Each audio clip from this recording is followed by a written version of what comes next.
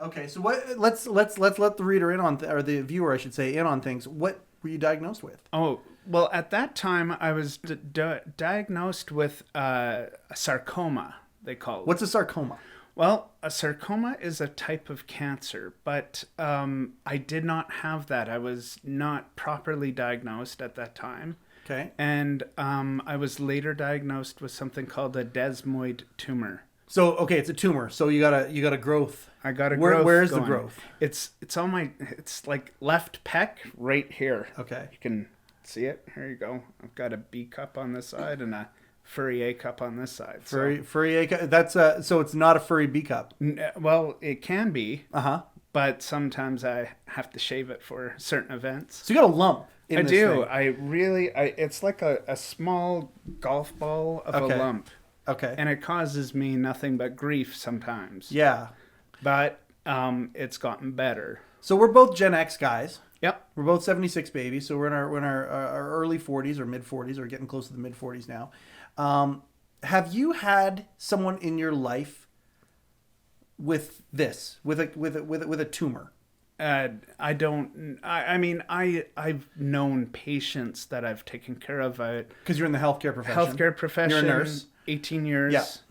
And there's been growths. There's been... Sure, with patients. With patients, but not somebody I knew. Not somebody I know. So you're kind of my first, too. Like... Yeah. Like best, you talk about you toss around the term best friends. Are we best friends? Like, I know I refer to you as my best friend. But I have, like, for me, the definition of best friend is like, there's probably like 4 or 5 people that have that kind of moniker. Do you use the term best friend? I do. Okay. And, am I in the top 50? You're up there for sure. Okay. You're number 1. Oh my God. Don't tell anybody else. Hey, my wife's number 1, but you can be a number 2. See what I did there? Not that she listens to these anyway. I'm sure she doesn't listen to them at all, but just in case. Absolutely. Got a thing right there. Yeah. Nobody in my top 50 ever has had anything like this in my age group. Like, I mean, my dad's friends and people like around, but I've never actually had somebody in my life that has had something like this in my peer group. Yeah. Like, we've had high school friends who have passed. You've had high school friends that have passed away, right? Yeah. Yeah. Okay, me too. And I've had a parent that's passed as well. Right. At a young age. Right.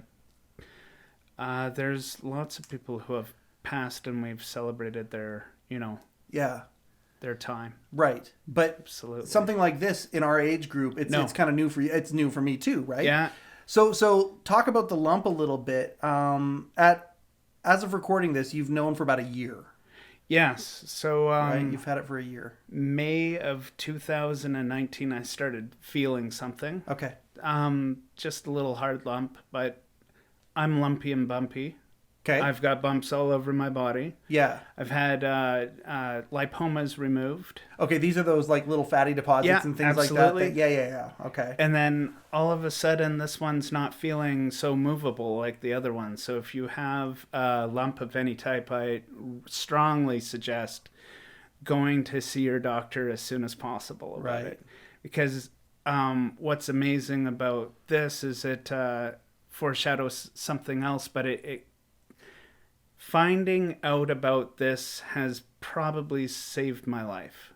Wow. And we'll get into that. Yeah. But because there's other stuff too as a part of the story that is kind of unwoven. But this itself, it's been pretty shitty though too. Like you gotta fucking love. I remember you and I went to a doctor's appointment. I went to one of the doctor's appointments with you. Yes. and they it was like a plastic surgeon. It was a plastic surgeon, and he had mapped out to us what he had planned. Yeah, and so it's like, hey, you're a plastic surgeon. He's like, yeah, and I'm like, okay, so like, what kind of plastic surgeon? He goes, well, I fill holes, and I was like, you fill holes, and you were so happy, you dug that so much, you were so into that. And he fills holes. That's his job. He fills holes. Dude, it's my hole. I know. It's well, and it's not exactly how, but it's just like I mean, the guy, he says, I fill holes, and you're paying attention, really. That's what you do for a living, you fill holes? Absolutely. And that was the original thought. The original thought was that they would just kind of remove, but in doing so, they're like that's significant part of your body. It wasn't just remove the lump and life goes on. No. It was remove the lump, remove my chest bone, remove my ribs. Yeah. And Essentially expose your heart. and fill it with Gore-Tex. Yeah. Which at that time I thought it was like a windbreaker or a ski jacket. And and then go on from there. So I was really not happy about that. No, so that's but that hasn't happened. So that was about 7 or 8 months ago that appointment happened. And the reason why that hasn't happened is because there's a great chance it might grow back. And so we're trying everything possible not to go there until it's really necessary. How many people in your life know about this? Like, now, a lot. Okay. I mean, I had to explain to the people at work. Right. Because you're not working now. I'm not working now. I haven't worked since September of last year. Okay. So they know. They do. What about friends? Like, do most of your friends and family know about this? I don't have a lot of friends, but the friends I do have do know. Okay. Yeah.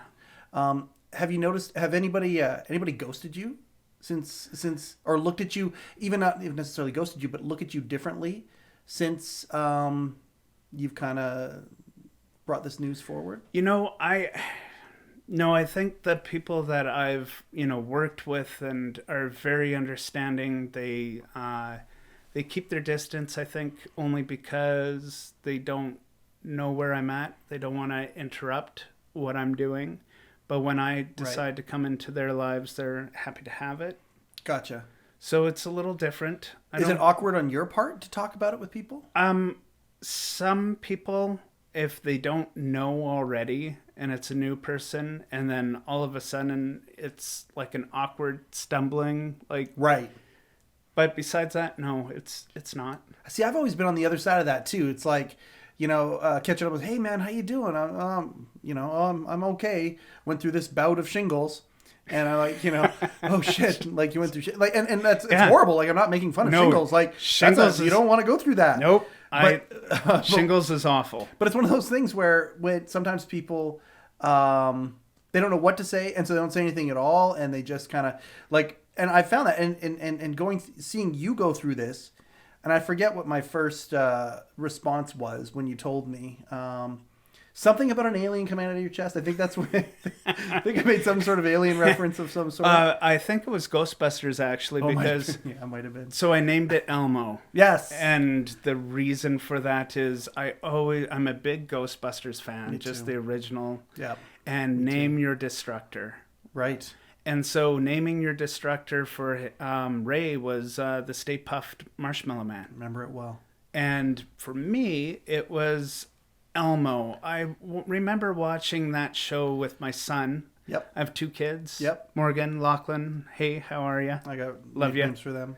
I call them Rogan and Loki. Yes, you do. Yeah. And they're great kids. But when Loki was 6, we used to watch Elmo all the time, and Elmo was something that I found non-threatening. Right. And when I tell the doctors that, I've named it Elmo, I usually get a chuckle out of them. Right. Yeah, like, what the hell? But it ain't there's no tickle me Elmo on this. Oh, he tickles me. Right. But not in the right way. No. Right.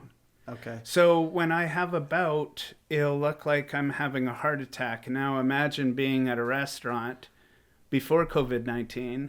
Right. And just all of a sudden grasping your chest. What does that look like? Oh, my God. People freak out and wonder, so do they freak out, or do they freak out in your mind? Have you seen somebody actually, going, oh, is there a doctor in the house? Yeah. That guy's... but that was in a hospital setting. Okay. So I went in a couple times for the amount of pain, and yeah. Okay. Has your life... And I mean, obviously, there's a second part to this, and we can kind of go through it. So it's not your only health concern at this point here. But let's just go back to Elmo for a second. Has your life changed, other than not working? Has your life changed very much? Free weed. Because of it? Free weed? Free weed. I got so much weed when I told people that I had a tumor. The people that have homegrown it, now that it's legal. Right. Just lots of weed. Lots of free weed. Lots of hugs and free weed. Oh, okay. Yeah. So that's a pleasant side effect from Elmo being in your life. if you like marijuana, I mean, yes. If you okay, Yeah. and now with him, there's talk of some cryotherapy, freezing him, and Yeah, like so they're not. The one thing about this is that's been just frustrating from the friend looking in, Yeah. wishing that I could do something, being helpless, and then recognizing that this here is actually the way to help. Absolutely. Which is what he changed his goal is for so many people for so many different things.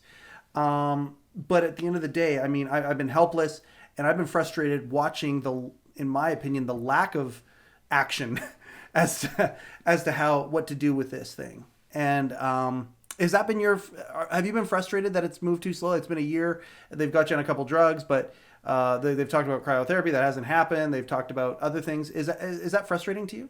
Absolutely. But I don't tend to talk about that much. I try to stay positive. So you try not to dwell on it too much. Yeah. Okay. More like, yeah, it's shitty, but at least it hasn't grown to the point where it's ridiculous. It hasn't. Right. It's a B cup. It's not a double D. Yeah, I would be just, and I fascinated. Yeah, me too. That's one thing. And if anybody's out there listening to this and have something like that, I apologize because we don't want to offend the double D. We don't. Sarcomas. It's not a sarcoma, but we don't want to offend the desmoid tumors. Desmoid tumors. Yeah. Yes. So because they can get big, can't they? They can get huge. How big? Like these are one of those tumors that sometimes you see like medical videos on YouTube or whatever. This could be one of those, right? I hear about that. But honestly, for me, I don't look at anything on Google about my stuff at all. That's my smart. Diagnosis. I've seen people look at horror stories that they and stay up all night and worry about then things. they click funnels and it's a downward spiral. Just does its thing. Yeah. It is the downward spiral. But not a good downward spiral. No. For those who are out there, we're referring to a Nine Inch Nails album that we both have a particular fondness for. Absolutely. Okay, so it is the frustration is there though. You've got some frustration that's there. Yeah. And you deal with that by just trying to stay as positive as you can. I've got a huge team helping me too. So I never I have a healer that is amazing. Mm-hmm. I've started meditating. I mean things have changed in my life for the better off. I mean, I'm eating better because of a nutritionalist, and I don't know what to say about. You know who I'm talking about. Yeah. You've got a team. You've got a good team of all sorts. You've got doctors, but you've also got well-meaning natural professionals that are in your life as well that have given you... Absolutely, which are instrumental as well. Yeah.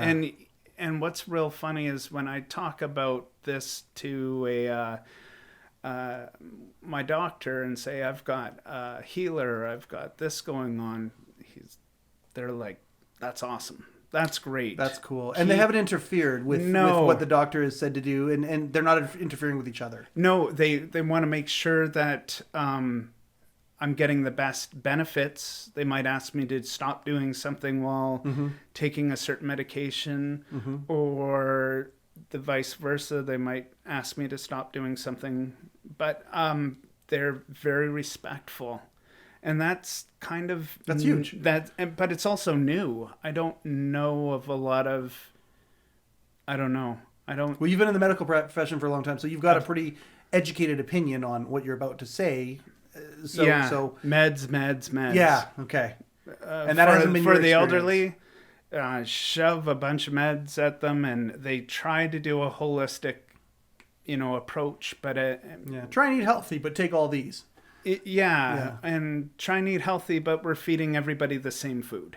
Oh, okay. I mean, it's hard to, and yes, they can teeter with some things and what have you, but it's not that. I hear you. So is Elmo giving you pain, not just at this moment, but like these days, or have you managed the symptoms on that? So 2 days ago, I had a bad episode, but before that, it was 10 days of pure, just natural. And what does a bad episode look like? A bad episode is me holding my chest, me crying, me breathing like I'm in labor. So is that a technique? Like, do you breathe through it? I try and breathe through it, yes. And Okay. I with these with my healer teaching me how to do this, I've managed to get my episodes from one lasted 25 minutes once. Oh, wow. So that's 25 minutes of excruciating pain. Absolutely. And Yeah, like I pain that would makes you cry, pain that makes you just like there's sob no like a baby. like please make it stop, please make it stop. I would do anything for it to stop. I would do anything for it to stop. Jesus. You got it. It's really a humbling. It's very humbling. See, and this is where I think we can help be there for each other, because I know sometimes if I were to see somebody who is feeling the way that you're feeling right now, but I don't know them very well, that's where that awkwardness shows up. But because I know you so well, there is no awkwardness. I'm just like, oh yeah, you gotta cry, you cry. I love you, Yeah. man. I love you, brother. And I think that that's how guys can be with each other. But I think sometimes guys aren't that way with each other. No, especially out in public. Sure. You don't see a lot of that. No. I am seeing I'm seeing more of the hugging and, embracing of one another, but not when someone's crying in pain on. Sure. But I do believe that we're getting to a point where this is being more acceptable, and I love this this app that's coming out because of that. You can cry, you can be angry, you can be happy, you can do, and you can better yourself with this app.